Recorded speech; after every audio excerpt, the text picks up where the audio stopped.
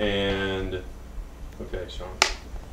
Very quiet sticks. Soft sticks. Yeah. Hello, I am here to talk about the discography of Damon Albarn. He is the lead singer of Blur and the singer and main creative force of Gorillaz, along with a bunch of other side projects and bands. I did some research, not a lot. This is by no means definitive. So if you think I'm an idiot, comment on this video, because I love hearing that I'm an idiot. So the first thing Damon was in is the band Blur. They started out called Seymour. They sent a demo to a record label, Food Records, and the people there were like, yeah, we like your music, but we don't like your name. So apparently the record label sent the band like a list of band names, and they chose out Blur. So the first thing that they released is the She's So High single. This is in October of 1990. Shortly thereafter, in August 91, is the album that it was released on, Leisure. People don't love this album. I like it. It's not very Blur, if you want to say that. They hadn't really found their sound yet. This album, especially the singles, She's So High, There's No Other Way, and Bang, are all very Manchester and baggy influenced, and that's tambourines, that's like big basses. But I think other than those singles, the other songs on here are a very good representation of early Blur. So after this album, they go on a tour of America, and they hate it. They really don't like America. I think, who knows, it's probably a little bit of homesickness, whatever it might be. They're all in their young 20s. But they really are dissatisfied with America, and then at the time, the grunge scene that is starting to take over America, Nirvana, all the rest of them. So when they get back, they record another single. This is a non-album single. It's Pop Scene. This and the release of Suede's first album, self-titled Suede, many people consider to be the launching pad for Britpop.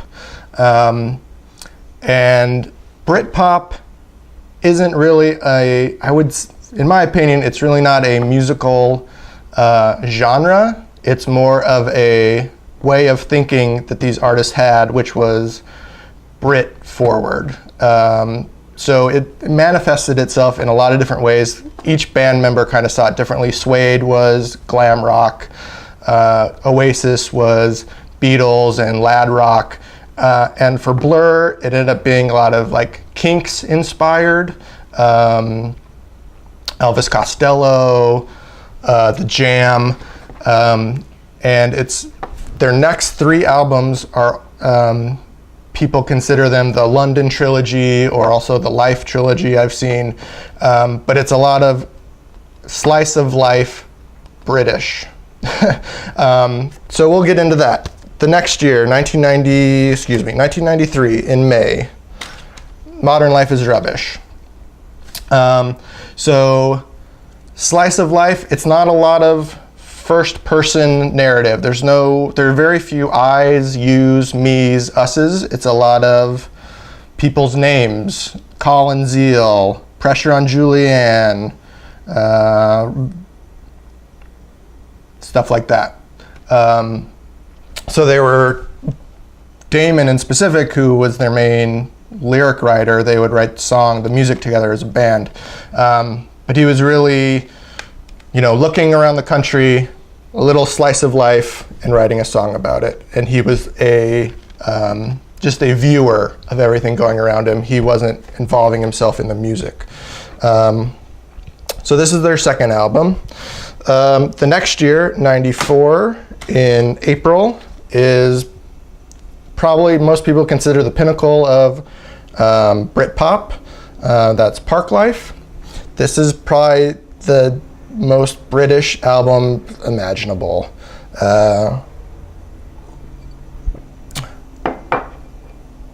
Bank Holiday. It's like in America, what even is a bank holiday? We don't even know. That's how British this album is.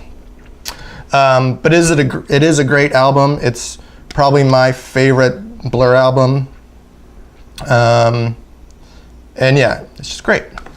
After that, October of the same year, they released this special collector's edition. And this is just a B-sides collection from their first 3 albums. It's really kind of funny. It's just like a, you would see on TV. It's like, get this weird statue of King Henry VIII. It's like, what? So the liner notes are really awesome. This summer promenade. How British is this weird lady in this summer promenade outfit? Oh, Spirit of London. You can't get more British than that. Come on.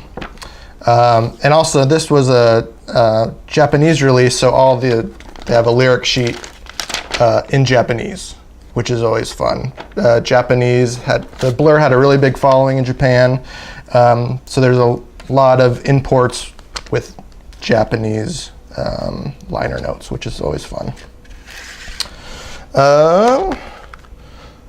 That same year, this is just a live CD called Blurred Vision. It's not an official release, just like a bootleg that someone recorded. I haven't listened to it in a while, but I remember liking it. It's good. So, 1995, August.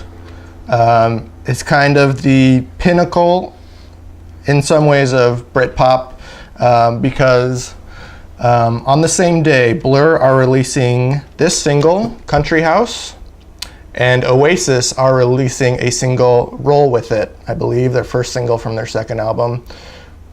On the first day, the papers dub it the Battle of Britpop.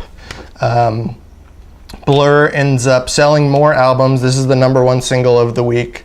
And a little after that, they would say that Blur won the battle but lost the war because Oasis obviously became huge, especially in America. Blur never really cracked the American market except for college radio until a couple years later that we'll get to. But even then, their success in America specifically compared to Oasis was not even close.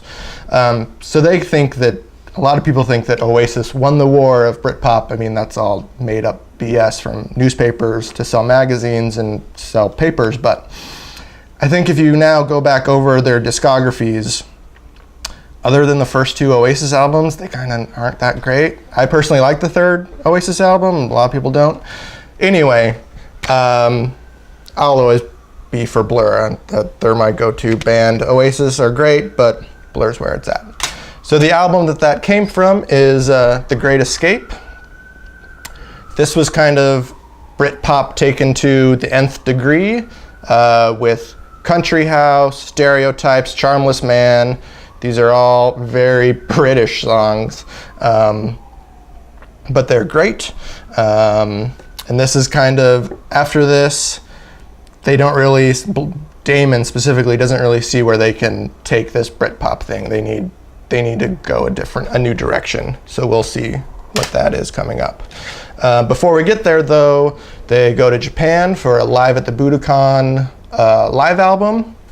Again, this is a Japanese import. So you get the cool Japanese lyric sheets, which is really cool. A little OBI, I think, OBI strip, which I'm always a fan of. But I really like these CDs with the airline hostess on them. It's a great package. Also released, not officially, this is again another bootleg album, is The Great Live. And this is 10 tracks actually taken from an American broadcast. And then some other 5 more tracks from French TV in 96. So 97, February.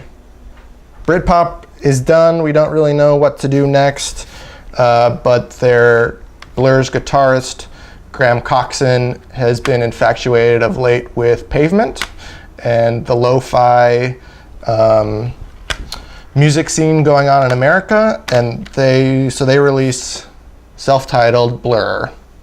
It's very lo-fi compared to what they were doing previously, but song 2 is the Blur song, if you don't know a Blur song. I was at a concert once, and before they played song 2, Damon basically told this story of when they're going through customs or at an airport in America, the customs people are like, "Oh, are you in a band?" And he's like, "Yeah." And they're like, "What's the name of your band?" And the people are like, and he's like, "Blur?" And they're like, "I never heard of you." And he's like, "Well, the Woohoo song?" And they're like, "Oh, okay, yeah, gotcha." Everyone knows it. It's become a staple at stadiums around the world. And it's a great song. It's a great 2-minute pop song. But this whole album is very good. Beetle Bum, Countryside Ballot Man, On Your Own has been one of my favorites for a long time. I'm Just a Killer for Your Love, Look Inside America. Great album. Also released that year is just a live EP. It's fine. Same. It's good. The next year is this remix album, Bustin' and Dronin'. This has remixes of songs from their self-titled album by, most importantly, William Orbit. But also there's a Thurston Moore mix, which is kind of random. And then also there's a second disc of a live performance. And again, I think this is this is another Japanese import. So more lyrics in Japanese. So up until now, all their albums had been produced by Stephen Street, who was most notable for producing some Smiths. But they wanted to go a new direction for this next album.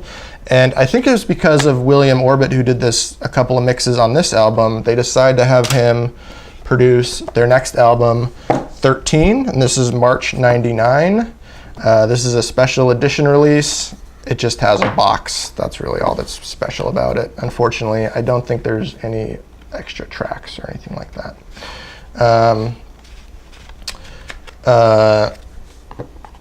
This is Damon's breakup album. Up until this point, he had been dating Justine Frenchman, who is the lead singer of Elastica. They had broken up. Heroin use was definitely, not a cause of it, but they were getting into drugs.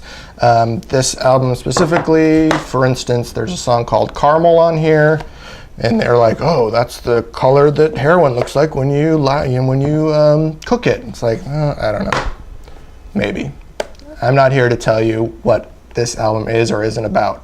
That's what some people say it's about. But this is definitely a breakup album. And after he broke up with Justine, he moved in with an artist friend of his and named Jamie Hewlett, and that'll obviously it's kind of like a turning point in his professional life because of that. So we'll get to that in a second. Here is another bootleg of some live recordings from the 13 list from the 13 album. Now in March of 99, we get something a little different, and he works on a movie score with Michael Nyman unlike a lot of movie scores, when you have two names on it, Damon and Michael, you would think they collaborated, but apparently that is not the case at all. Michael did some songs, and Damon did some songs. Damon does a DVD commentary, and at the very least, we can confirm that the song Boyd's Journey, which is track number 2, and Colquinn's Story, which is track number 6, are definitely Damon produced songs, but also people think He Was Licking Me, Let's Get That Bastard, The Pit, and some others are definitely his, just because of they sound very similar to the first two, and also they're very different from the other songs, which are more classical score music, traditional, I should say, score music by Michael Nyman. So this is his first foray kind of outside of pop music. And there'll be a lot more of it to come. So August of '99 they release this. This is a CD single box set. It has all 22 CD singles that they've released up to this point in little cardboard sleeves. It's a very nice package. You can find it now for, I would say, $30, $35, which was not the case when I bought it. But it's great if you're a fan of Blur and want to hear some B-sides. And you like having singles. Some people are very annoyed because it's like you have to change the CD every 20 minutes. I kind of like it. But yeah, you should definitely pick this up if you want to hear some B-sides and you like the physical media. This is a great package. Also released around that time, September, is this album. It's 2210.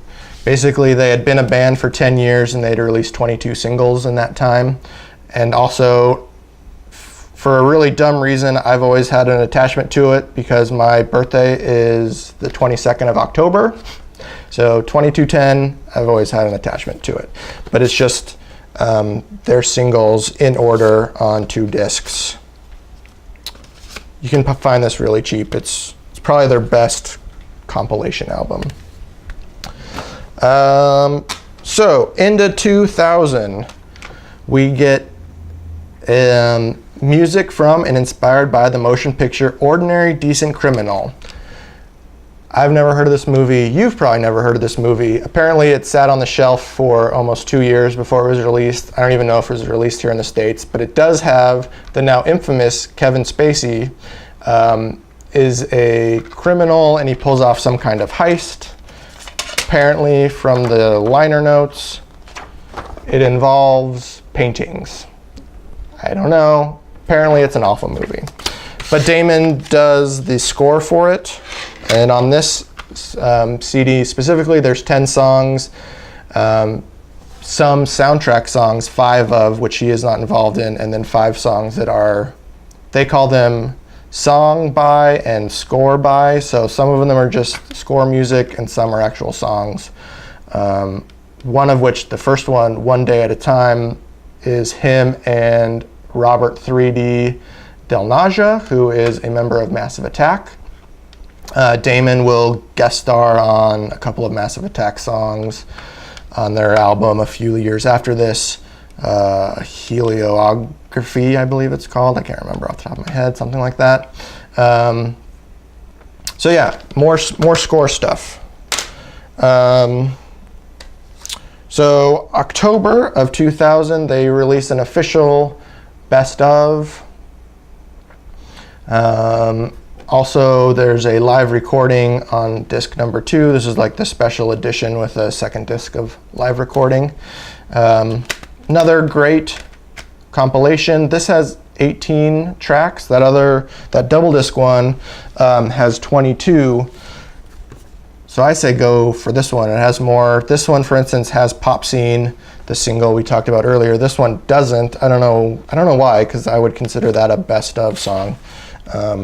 This also has Music Is My Radar, which is a single off of this album. It wasn't on any previous albums.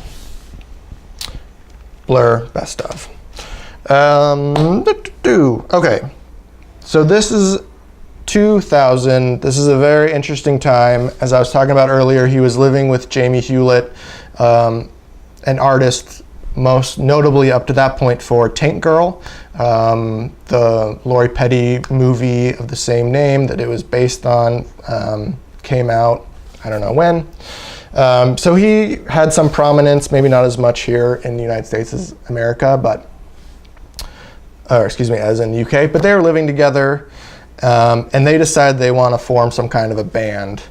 And so they want a virtual band, and what they come up with is Gorillaz. And this was November 2000. This is their first EP, Tomorrow Comes the Day.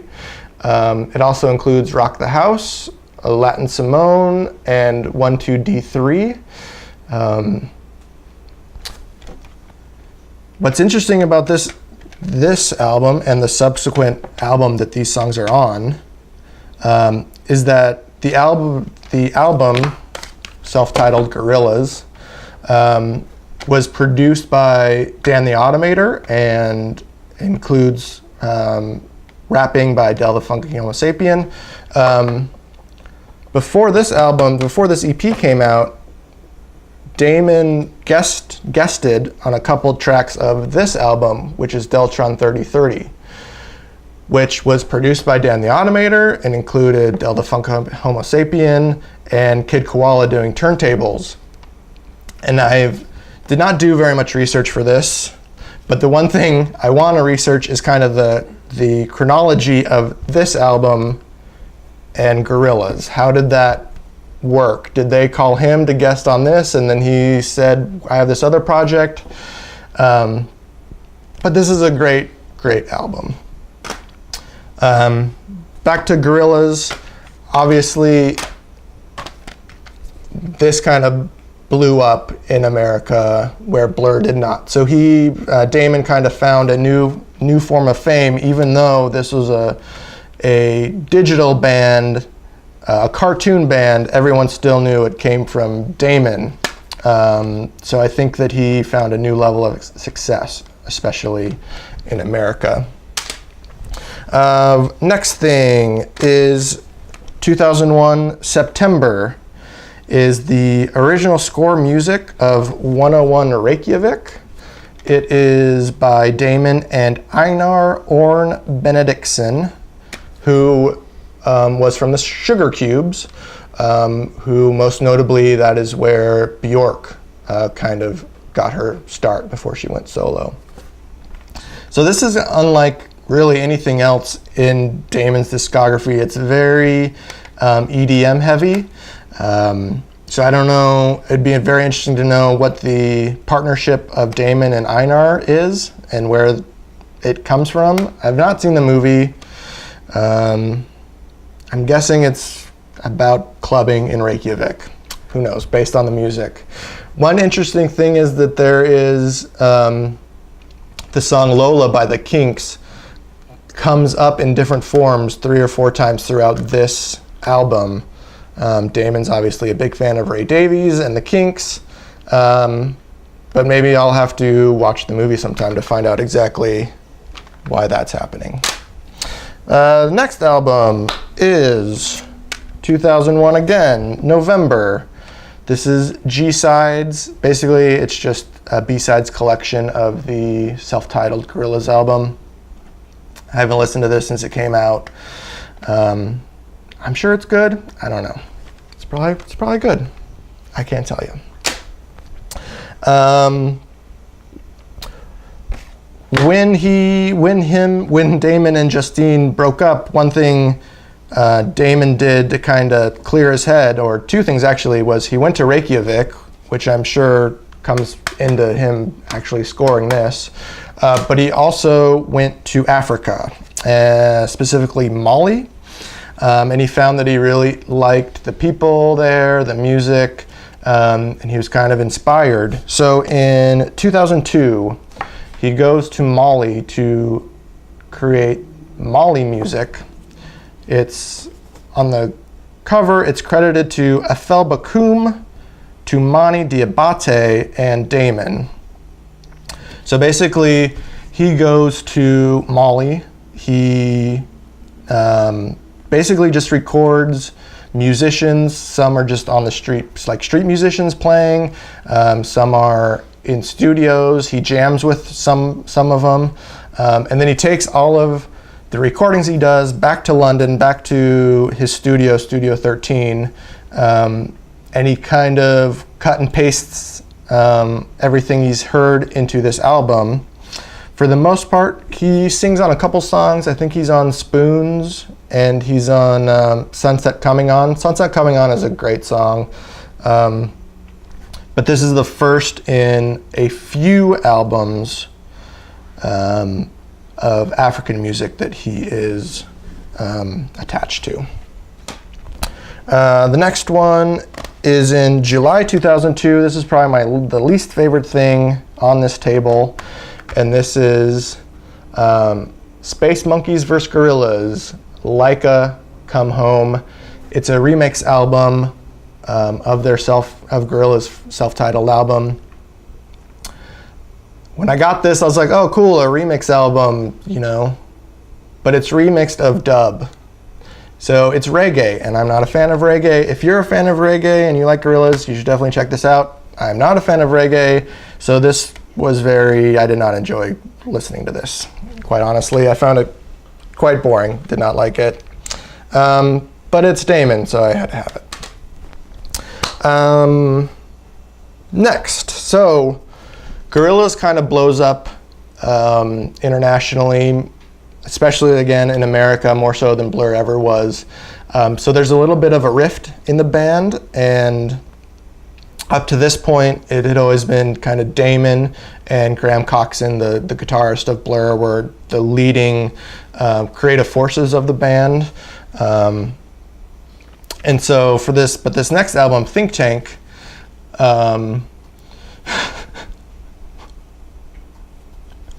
for this next album, Think Tank, Graham kind of leaves the band. He is involved in one song, but other than that, he is not on this album. It's a real shame. It's good. I like it. A lot of people think it's crap, but either way, it would have been a lot better if Graham had been on the whole thing. What was I going to say? I don't know. It's a good album. So after that album, it's crazy. So up to this point, we've gone 1990 to 2003, and Damon, Blur, Gorillaz, whatever project he's been in, he's released at least one thing every year. Until we get to 2004, doesn't release anything. I don't know why. At least I couldn't find anything. If you know of something that was released in 2004 by Damon, please let me know. 2005 is the next Gorillaz album, Demon Days. I think this is my favorite Gorillaz album. Feel Good Inc., Dare are probably the two big songs off of it. Dirty Harry too. This is like the deluxe edition again, with some cool artwork. It's all very cool. And then a bonus DVD, which I forgot about. Feel Good Inc. video with making of, animatic, audio commentary from the band, which is always really stupid because by the band they mean 2D, Murdoch, Noodles, and it's like, you're made up characters, but whatever. So this is a great album. I believe it's after this album, they actually go to London and New York and they play it. They play concerts, which they were never going to do since it was a fake band, but they played behind screens of the cartoon characters were projected on screens, and then the musicians were behind the screens actually playing along to the music, which would have been really cool to see. I have the DVD in my other room. And I guess I've watched it, and it is cool. So that's 2004 or 5. And again, in 2006, Nothing, which again is very weird. I don't know, for someone so prolific, I don't know, maybe he's just taking time off. Good for him. But the first thing of 2007, oh, you know what? Excuse me. Okay. Okay, excuse me. So 2007, another new band, and that is The Good, the Bad, and the Queen. This is with Paul Simonon of The Clash. Tony Allen is a drummer for Fela Kuti and is musical arranger, I believe, something like that. And then Simon Tong, who was a guitarist for The Verve. They get together for this band, The Good, the Bad, and the Queen. This is a great album. This is probably my favorite album of 2007. Especially Green Field. This is just a beautiful song. 2007. Also 2007, another Gorillaz B-side album. This is D-sides. It's CD1 is B-sides, CD2 is remixes. There's some really good stuff on here. I like Rocket a lot. So yeah, if you like the second Gorillaz album, you should probably pick this up. Do a little switcheroo here. 2008. Originally, this was conceived as a Gorillaz project, but it didn't become that. This is Monkey Journey to the West, and this is actually this is an opera that Damon did the music for, and it's a traditional Chinese story, and all the singing is Chinese. But they did produce it, I believe, in Manchester and in Hong Kong. Jamie Hewlett did all of the set design and the wardrobe design. But this is, let me tell you, where does it say it? This is not an actual performance. It is produced in a studio based on their performance of the opera. But it's really interesting just because I don't know what they're saying. So you really have to rely on tone and just the musicality of the music to kind of understand the story. I've only listened to it once, but I liked it. Just check it out. Next is Back to Blur. They released, this is 2009. They released A Beginning Guide to Blur. This is kind of a best of, but this is B-sides, this is album tracks, this is songs that the band members themselves chose to be on here. So there's some singles, there's some album tracks, there's a little bit of everything. You could say it's a beginner's guide to Blur. They do. It's right there. And they released this because they were playing 2 shows at Hyde Park that summer in July. These are the 2 CDs, July 2nd and July 3rd, 2009. And this is with Graham, his back in the band. These are great. Unfortunately, they have the same track listing, which I was a little disappointed by. I wish they would have mixed it up a little bit in between the 2 nights. It's the same track listing, but 2 really good albums.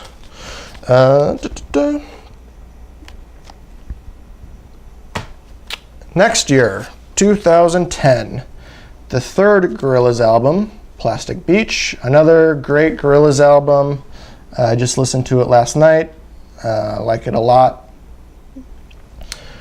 This album, however, so they released this album. Damon likes it a lot. He wants to tour with it. And rather than letting Jamie come up with visuals for the tour, he just kind of goes off and tours, and that pisses off Jamie. So they have a bit of a falling out. So they didn't release a Gorillaz album for like 6 or 8 years. I saw them at Coachella when they played this album. It was good, but it was kind of uninspired because all the videos they showed were just the actual music videos, rather than any new animation from Jamie, which was disappointing. This is a really good album. As Damon was touring with Gorillaz, he was recording music the whole time on his iPad, and this is Gorillaz The Fall, and they say it's the first album completely recorded, produced on an iPad. Great. Is the music any good?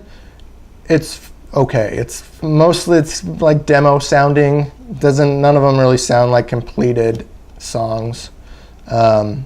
Still really good. But yeah, after this, and as you can see, this is the only artwork on the whole album. It's just a white interior. This is the only artwork on here because of their falling out. So Damon released This Is Gorillaz. And then shortly after that, they also released a singles collection for Gorillaz, and this also includes a DVD of music videos. But again, none of this is original artwork. It's all repurposed, which is fine. It's still a great package.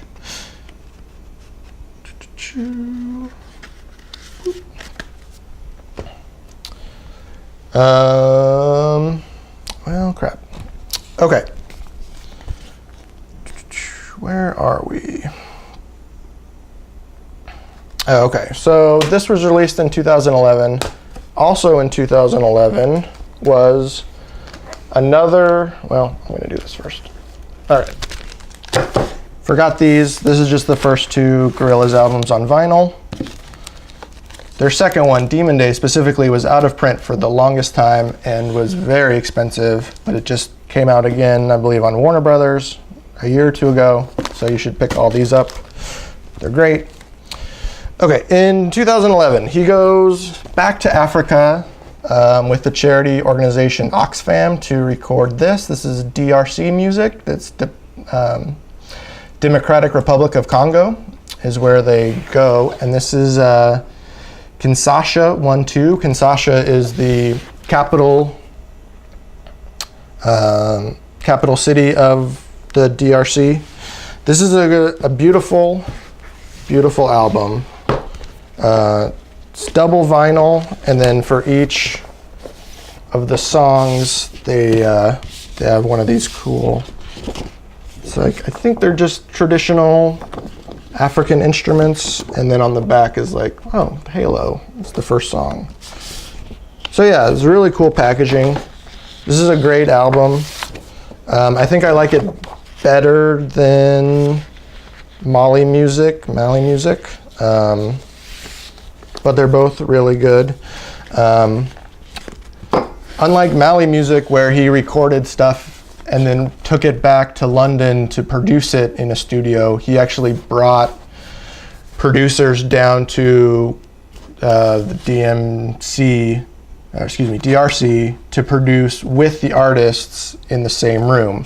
And it's a really good lineup.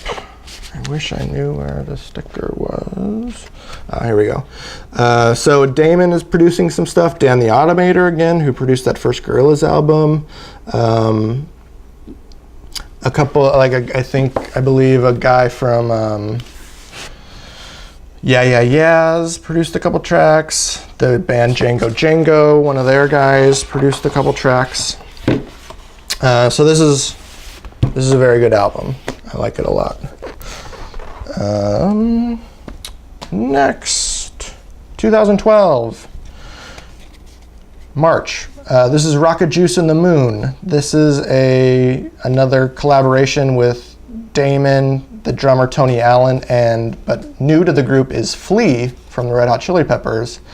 Apparently, I've heard that Damon and Flea just sat next to one another on a flight, and they became fast friends over their love of different music. So this is, like DRC music and like Mali music, this is heavily influenced African music. But because Flea is also involved, it does have a little bit of a reggae dub quality because of the way Flea plays bass. I like it. It's really good. Damon sings on a few songs, specifically Poison is one of my favorites. Like if I created a Damon playlist, Poison would definitely be on that playlist. Good stuff. After that, in May of 2012, is another opera that he writes is Dr. D. Dr. D is based on the life of John Dee, who was a historical figure in England from the, I'm going to totally get this wrong, 17th century or something like that. So this is a play of his life. I read somewhere that originally the comic book artist or comic book writer, I can't think of a stupid name, was going to be involved, and he wasn't. The guy who did Watchmen and League of Extraordinary Gentlemen. I'm so mad at myself right now. Anyway, it's opera. It's interesting. Not necessarily my cup of tea. There you go. Also that year, Damon produced this album, The Bravest Man in the Universe, Bobby Womack's. This is the last album of Bobby Womack's life. Up until Bobby Womack did a couple of songs for this Gorillaz album, and up until he did this song, album, he was not making music. He was like very depressed and was not in a very good space. Apparently Damon called him up, said, "I love your work. Would you do Gorillaz with me?" He said no. His daughter had to convince him to do this album. So he does this album. He actually does go out on a tour on Gorillaz and is on a couple of these songs. And then he makes his own album. And yeah, like I said, this is the last album of his life. So it's produced by him and Richard Russell, who is just another producer and I believe owns XL Records. So that's a good album. You should check that out. Okay, July of 2012. Blur come out with this. 21 is what it's called. It is a box set. They had been together for 21 years at that point. It's a box set of all of their albums, along with 4 CDs of demos and B-sides, and then up here is 3 DVDs of performances. This is a great box set to get a hold of if you don't want to buy everything. If you just want everything all in one, this is where to get it. It also has this single. This is actually a single of Seymour. Took me a while to find that word for some reason, which of course was what they were called before, called Blur. So this is a live performance in December '89 of a song called Superman. And as far as I know, it's the only official release of anything with the Seymour name on it. It's not very good, but it's a crappy, performance in a pub or something like that. We also have this really cool booklet. So basically all of these albums were released individually, and they came in little boxes, which included all of this artwork in it for each album. But in this case, they put it all together in one little hardbound book, and they blew it up a little bit, made it a little bit bigger.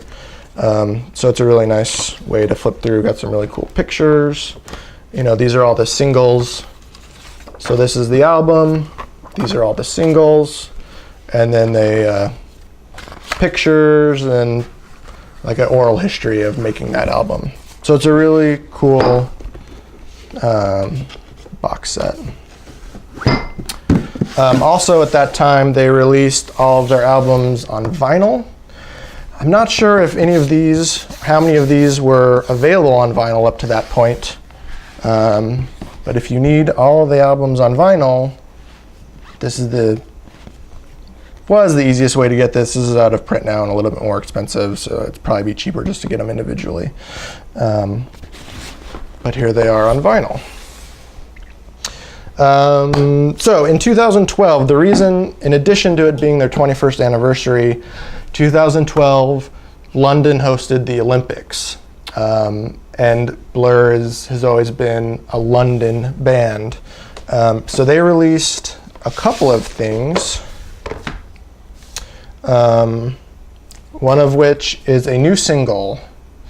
This is the first new single with Graham, I believe, but it's Under the Westway. It's a double A-side with The Puritan.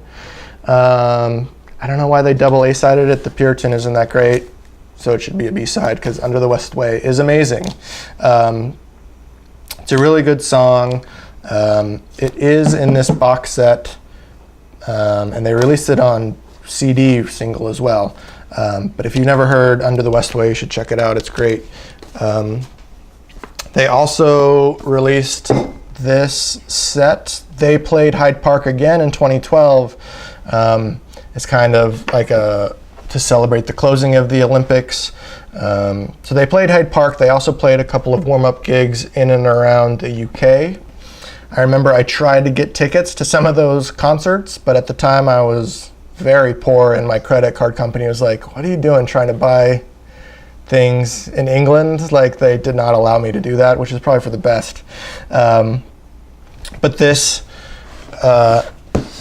is 2 albums from Hyde Park, another album of extras from those warm-up gigs, and then disc 4 is a whole album or a whole live set from the 100 Club, and disc 5 is a DVD of the performance. So this is a really cool booklet. They have just disc 1 and disc 2, which is Hyde Park, in regular CD, and it's super cheap, so I would suggest checking that out if you can.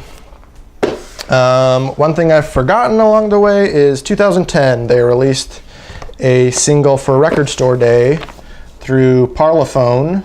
This is a box set of all the singles they released for Record Store Day, but this is the Blur one, and it's Fool's Day.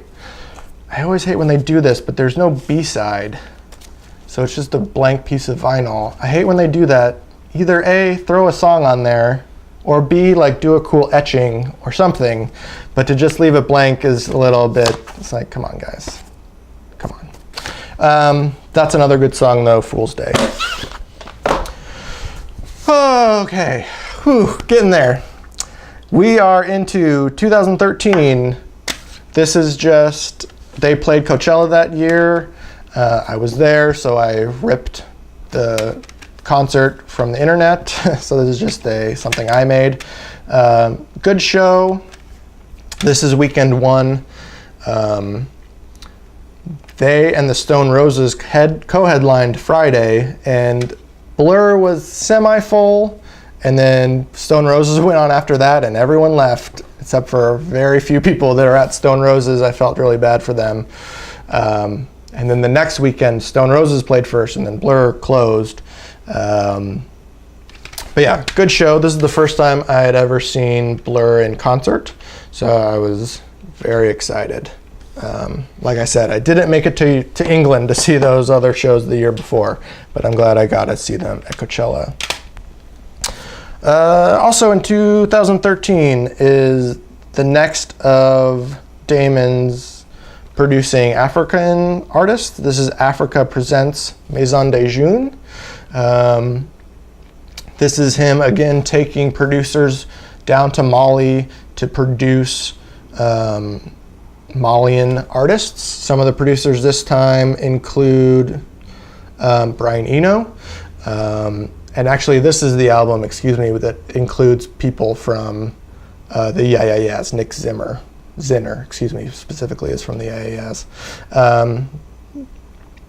This is probably the most just straight ahead African, whereas the other ones had some Western flourishes. This one does as well, but I would say this one of the three is the most African. It's really good. I like it a lot. You should check it out. Okay, 2014. Oh, you know what? I've missed something too. Dang it. Okay, 2014. Damon releases his first solo album. This is Everyday Robots. A very good album. It's very slow, but that doesn't mean it's not good. It is very good. There are a couple of faster songs, but it's a good album to put on. I mean, look at him. He looks so sad on the cover. It's a good album to put on when it's raining and you just want to listen to something, maybe have something to drink. Good album. He played 2 nights that year in November at the Royal Albert Hall, November 15th and November 16th. So that's recordings of this. This actually also includes songs from Gorillaz and songs from Blur. The Blur songs, Graham Coxon comes out on stage and people went apeshit. These are both really good CDs. Again, I believe it's the same track listing, just like those Hyde Park ones, unfortunately. I wish you would mix it up a little bit more. So really, you don't need both. I only got both because I'm crazy. But very good albums. Here's the same album on vinyl. What's in here? Yeah, it's cool. Okay, in 2015, we got something that we did not think would ever happen, and that is a new Blur album. This is Magic Whip. When Blur was touring in 2013, when they were touring in Asia, they didn't really tour. They did kind of a music festival tour. They didn't tour by themselves. They just did festivals. They were scheduled to do a stop in Japan at a festival in Japan, which got canceled, and they were already out there. So they went to Hong Kong, I believe. They had a couple days to kill. I think that was their next stop. So they went to a studio and just kind of fiddled around. They're musicians, so they just had some fun. They didn't really think anything of it. So Graham takes the tapes back to London, and he just can't get the recording sessions out of his mind. So he fiddles with them. He brings in the other 2 members of the band, Alex James, the bassist, and Dave Rowntree, the drummer, to put down some more music. And then when they have it in a place they kind of like, they present it to Damon kind of as like, this could be a new Blur album, and he likes what he hears. So when he tours Everyday Robots, he goes back to China for a couple days and he writes all the lyrics for this album. It's great. It's Blur. They just have something about them where even after 10 years, you put this on, it doesn't sound, even though it sounds, it sounds like Damon, it sounds like Gorillaz in the way that Damon had a hand in it, so they all kind of sound the same, but it's unmistakably Blur. It's a great album. They toured that album, and I was lucky enough to see them again. This is from the Hollywood Bowl set, October 20th, 2015. I just took it off the internet. And then 3 days later, me and my now wife went to New York to see them at Madison Square Garden. So this is October 23rd. Great albums, great sets.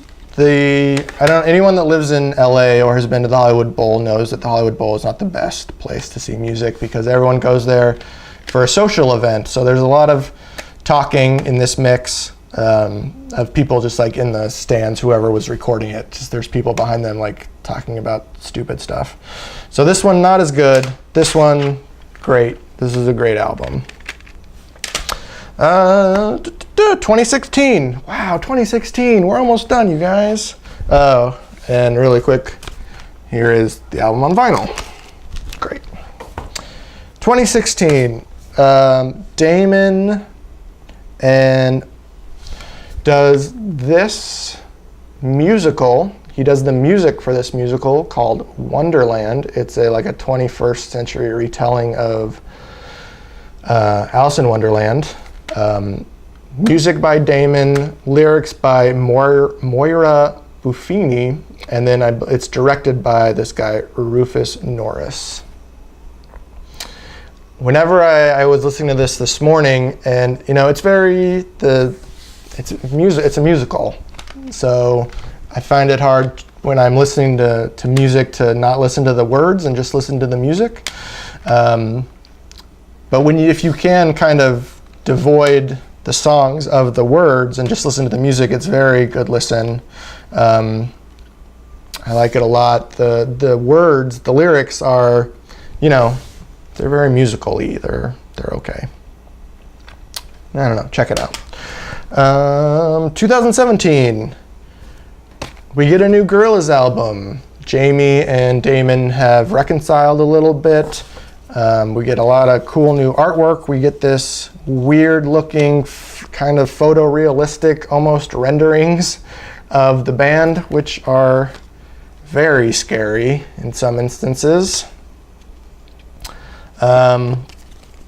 This is the 2-disc special edition with the second disc of 5 additional songs. This is probably my least favorite Gorillaz album. I think Damon really only sings on 4 or 5 songs. It just feels a little disjointed. I saw some reviews that say that it's a great party album, but for me, it's good, but I would go to pretty much any other Gorillaz album before I'd reach for this one. And then after that, they release another Gorillaz album the next year, which is The Fall. The Now, and I feel like just like The Fall is demos that he made while touring, I feel like this is kind of similar. I think Damon is on every single track, and I like this a lot better more than that. If these 2 albums were merged, you'd get more of your classic Gorillaz album. This is a really good album. And then finally, we have a new Good, Bad, and the Queen album, and that is Marylande. Okay. I have listened to this 3 or 4 times, and it still hasn't really sunk in yet, because it did just come out in November of 2018, so it's only been out a couple months. It's good. It doesn't reach the heights of their first album, but it is very good. So you should check it out. So that is pretty much everything Damon has done. Not true. He's guested on a lot of albums. He's produced more albums than I've mentioned. So he's done a lot. There is one other thing that I completely forgot to bring out of my record stacks, and that is an album called Demo Crazy, which he released in 2003, and it was actually the first thing he had done solo, and they're just demos. It's totally forgettable. The one thing is that one song does morph into a Gorillaz song, but yeah, they're definitely demos, which I don't get much out of demos. They're fine. Anyway, that was my Damon Albarn discography. I hope you enjoyed yourself. Please leave me some notes on what I forgot, what I was wrong about.